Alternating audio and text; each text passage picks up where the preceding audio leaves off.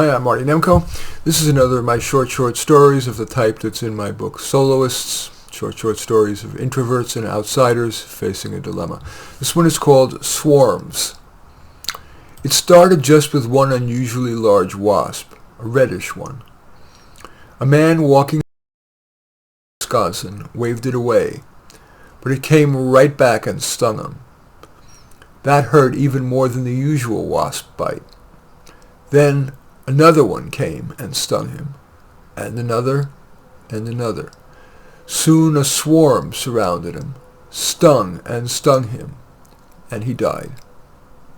Jonah Weiss, a private entomologist in Madison, had set up Twitter alerts on the term insect, so he quickly learned about the death.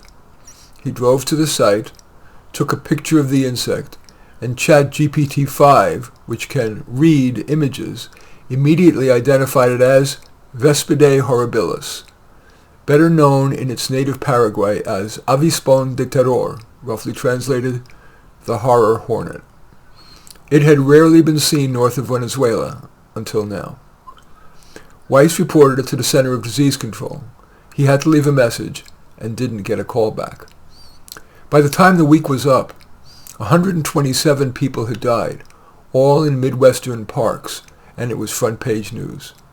President Michelle Obama appeared on CNN. "We are marshaling all possible taxpayer resources to stop this before it becomes an insect equivalent of another COVID. We've marshaled the Centers for Disease Control, the CDC, the Department of Health and Human Services, the U.S. Public Health Service, their state equivalents, and the World Health Organization. All 127 victims died in parks from western Pennsylvania to western Colorado. So for now, we are closing all parks except those within 100 miles of the east or west coast." Mobs, consisting largely of Republicans, protested, "Obama, you're just protecting your beloved coastal liberal cities." And one mob torched a government building. But in the next week, there were 1,458 cases, most of the new ones on the coasts. President Obama got back on TV. "Our top scientists and public health officials urge that we close all parks nationwide. We hope to reopen them as soon as the experts say it's safe." Massive protests, some would say riots, ensued.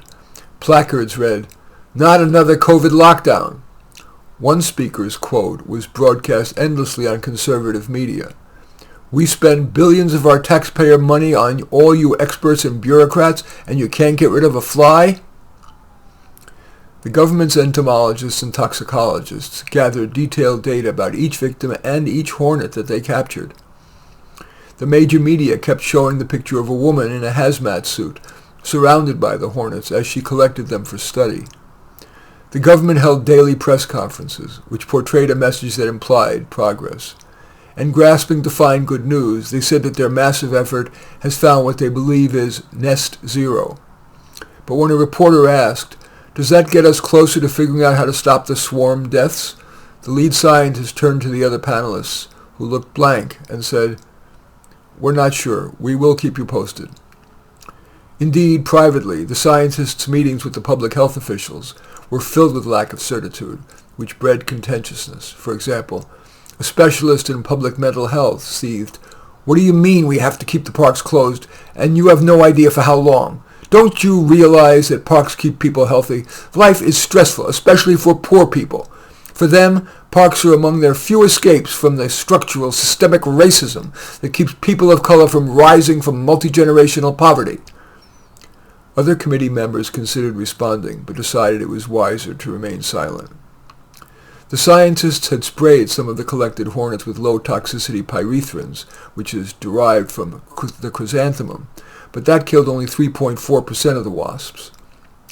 But the Committee on Horror Hornet Eradication included leaders from the Environmental Protection Agency, which refused to authorize using the only spray that eradicated most of the hornets, the long-band DDT. None of that was discussed in the press conferences. The government's PR team advised, "Discussing that in public will just muddy the message, foment more anxiety, and spill over into more violence against the government." A year passed and the hornet deaths stayed at around 500 a day. Then suddenly, without explanation, the hornet attacks started to decline, until the rate was no higher than baseline. At that point, President Obama got on TV, declared victory, and the parks reopened. She added that she's issuing an executive order creating a new agency, the National Entomological Public Health Agency. Every time Jonah Weiss checked his email, every time the phone rang, every time he looked at his texts, he was wondering if it was an invitation to join the new agency. He had mixed feelings about working in government, but especially in light of his rapid, free response to the first Hornet death, it would feel good to be asked. Jonah is still waiting. In any case, that story is called Swarms. As usual, I welcome your thumbs up and accept your thumbs down. I always look forward to your comments, and especially like it if you hit the share button below. Share on your social media so that my efforts can have broader impact. And I am flattered if you choose to subscribe to my channel. In any event, I do thank you for watching. I am Marty Nowko.